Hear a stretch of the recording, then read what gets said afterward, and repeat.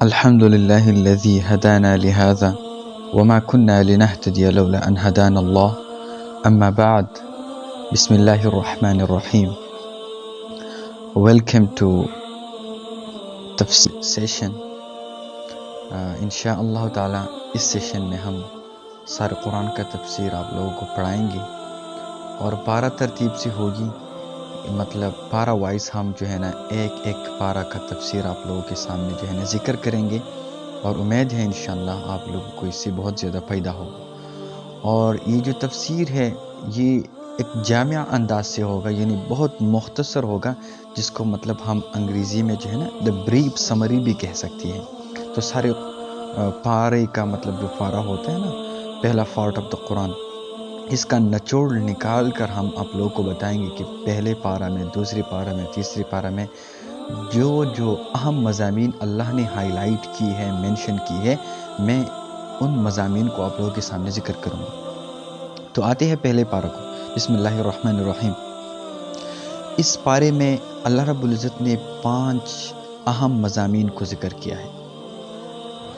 First number, اللہ نے انسانوں کی تقسیم کی ہے. سیکنڈ نمبر، اعجاز قرآن، اللہ نے قرآن بطور معجزہ بیان کیا ہے کہ قرآن معجز کیسے ہے، قرآن معجزہ کیسے ہے. تھرڈ نمبر، اللہ نے پھر اس کے بعد حضرت آدم علیہ السلام کی تخلیق کا قصہ ذکر کیا ہے. اینڈ فورتھ نمبر، اہم مضمون وہ ہے اللہ رب العزت نے بنی اسرائیل کے احوال کا بیان کی ہے، مطلب ان کے کچھ حوادثات، کچھ احوال جو ہے نا اللہ نے مینشن کی ہے. اور اس پارے کے آخر میں پھر اللہ رب العزت نے حضرت ابراہیم علیہ السلام کا قصہ ذکر کیا ہے. اب آتی ہے فرسٹ ٹپ پر. سب سے پہلے اللہ نے انسانوں کی تقسیم اس پارے میں کی ہے، جو کہ سب سے مطلب پہلا مضمون ہے اس پارے کا. اس میں اللہ رب العزت نے انسانوں کو 3 گروہوں میں تقسیم کیا ہے. نمبر 1 مومنین، نمبر 2 کافرین، نمبر 3 منافقین. پھر اس کے بعد اللہ رب العزت نے یہ فرسٹ رکوع میں اللہ نے بیان کی ہے. پھر اس کے بعد اللہ رب العزت نے مومنوں کے 5 صفات ذکر کی ہے فرسٹ رکوع میں، کہ ان میں پہلا صفت ہوگا ایمان بالغیب، دوسرا ہوگا اقامت الصلاۃ، یعنی وہ غیب پر ایمان لائیں گے اور نماز کی پابندی کریں گے اور اللہ کے راہ میں اپنے مال جان وقت کو خرچ کریں گے، لگائیں گے. اور جتنی بھی آسمانی کتب ہے فورتھ نمبر، ان پر جو ہے نا یہ لوگ ایمان لائیں گے. اور بعث بعد الموت، یعنی آخرت کی، جن پر یہ مومن لوگ جو ہے نا ایمان لاتے ہیں، ایمان والے. یہ 5 صفات اللہ رب العزت نے پہلے رکوع میں بیان کی ہے، جیسا کہ میں آپ کے سامنے تلاوت کرتا ہوں. الذین یؤمنون بالغیب ویقیمون الصلاة ومما رزقناهم ينفقون. اور اس کے بعد جو ہے نا اگلا آیات ہے، اس میں بھی مومنون کی مطلب کچھ صفات ذکر ہے. اس کے بعد اللہ رب العزت نے کفار کے بارے میں یہ بتایا کہ ان کی دلوں اور کانوں پر مہر اور آنکھوں پر پردہ لگایا گیا ہے، یعنی مطلب ان لوگوں میں ہدایت کی طلب نہیں ہے، اس وجہ سے یہ لوگ جو ہے نا ہدایت سے محروم ہوگی اور ان کو ہرگز ہدایت نہیں مل جائے گی. صحیح ہو گیا. اور پھر اگلی رکوع میں اللہ رب العزت نے منافقین کا تذکرہ کیا ہے، مطلب منافق لوگوں کا تذکرہ کیا ہے اور ان کی کچھ خصلتیں بیان کی ہے. ان کی کچھ خصلتوں میں اللہ رب العزت نے اس رکوع میں یہ بیان کیا ہے کہ ان کا کام ہے جھوٹ، دھوکہ، عدم شعور یعنی کم علمی، قلبی بیماریاں مطلب حسد، بغض، کینہ، سم تھنگ لائک دیٹ، اور ریا، سفاہت یعنی بے وقوفی بھی ان لوگوں میں ہے، اور احکام الہی کا مذاق اڑانا. اور پھر اس کے بعد فتنہ اور فساد، یہ بھی ان کی ایک بری عادت ہے منافقین کی. اور جہالت میں جہالت بھی جو ہے نا ان میں موجود ہے، ضلالت بھی ان میں موجود ہے، تذبذب بھی ان لوگوں میں موجود ہے۔ تذبذب کا مطلب یہ ہوتا ہے کہ ایک حالت میں اپنے آپ کو جو ہے نا ایمان والے ظاہر کر دیتا ہے جب کفار کے پاس ہوتا ہے، دوسرا حالت آتا ہے تو ان میں جو ہے نا اپنے آپ کو مطلب منافق اور کافر جو ہے نا قرار دیتا ہے۔ تو تذبذب میں ہوتا ہے، مطلب شک میں ہوتے ہیں، کبھی کہتے ہیں کہ میں ایمان والا ہوں، کبھی کہتا ہے میں غیر ایمان والا ہوں۔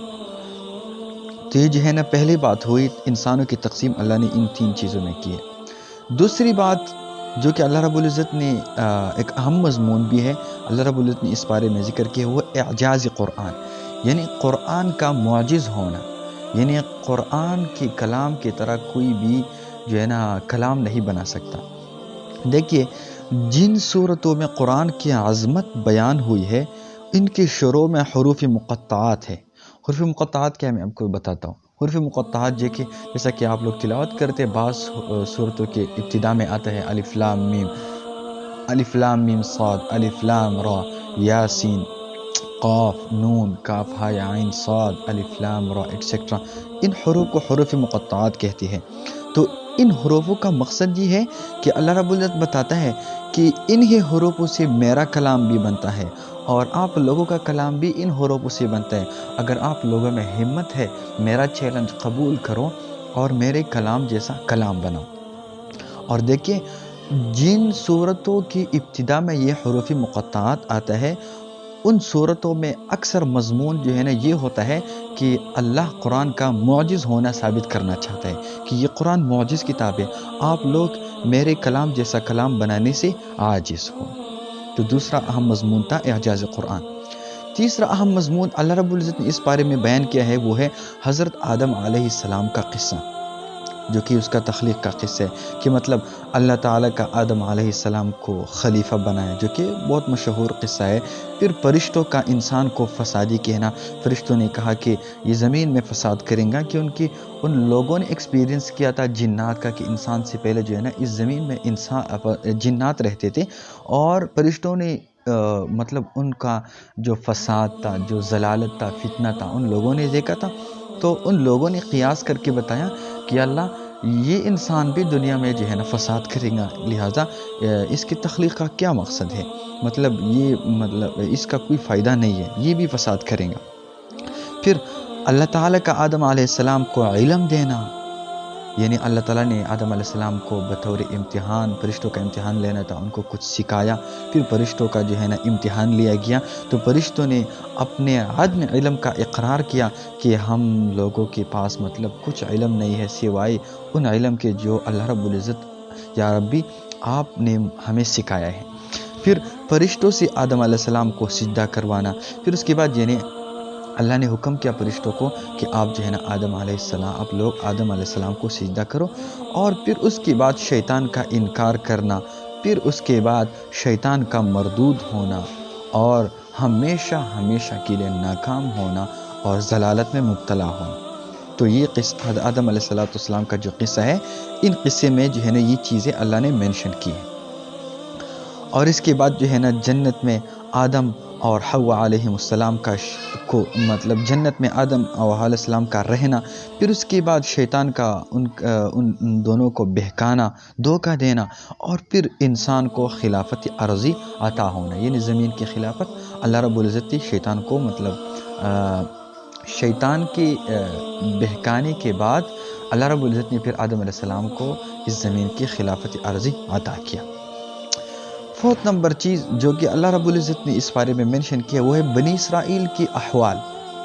دیکھیے اس بارے میں بنی اسرائیل کے احوال کچھ یوں بیان کیا گیا ہے کہ اللہ رب العزت اپنے نعمتوں کو بطور احسان سمجھ کر بنی اسرائیل کو یاد کرواتا ہے کہ میں نے آپ لوگوں پر یہ انعام کیا، یہ انعام کیا، یہ انعام کیا، اور پھر اس کے بعد اللہ رب العزت یہ بھی ذکر کرتا ہے کہ میں آپ لوگوں پر احسانات کر کے مطلب نعمتیں کرتا ہوں، اور آپ لوگ میرے نعمتوں کے بدلے میں، میرے احسانات کے بدلے میں جو ہے نا کفر کرتے ہیں اور ناشکری کر دیتے ہیں۔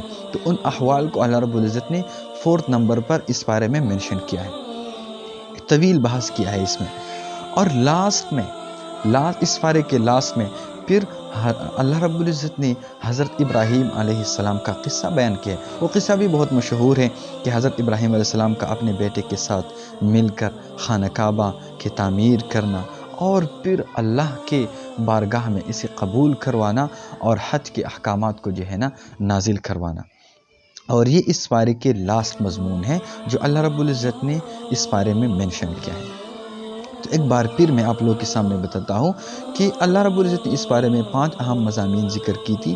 ایک تھا اقسام انسان، اللہ رب العزت نے انسانوں کی تقسیم کی ہے اس بارے میں 3 کیٹیگریز، منافق، مومن اور کافر، اور پھر ان تینوں کے جو ہے نا کچھ خصلتیں بیان کی ہے، صفات بیان کی ہے۔ پھر اس کے بعد اعجاز قرآن کہ قرآن معجز کیسا ہے، پھر اس کے بعد حضرت آدم علیہ السلام کا قصہ بیان کیا، پھر اس کے بعد بنی اسرائیل کی کچھ احوال بیان کی، پھر اس کے بعد حضرت ابراہیم علیہ السلام کا قصہ بیان کیا ہے، اور یہ اس پارے کا اینڈ ہے۔ اس کے بعد جو ہے نا اللہ رب العزت نے کچھ مختصر سا چیزیں ذکر کی ہیں جو کہ مطلب حضرت ابراہیم علیہ السلام کا جو قصہ ہے خانہ کعبہ کی تعمیر، اس میں جو ہے نا یہ شامل ہے۔ تو یہ ہمارا پہلا پارے کا تفسیر تھا۔ Hope you understand this.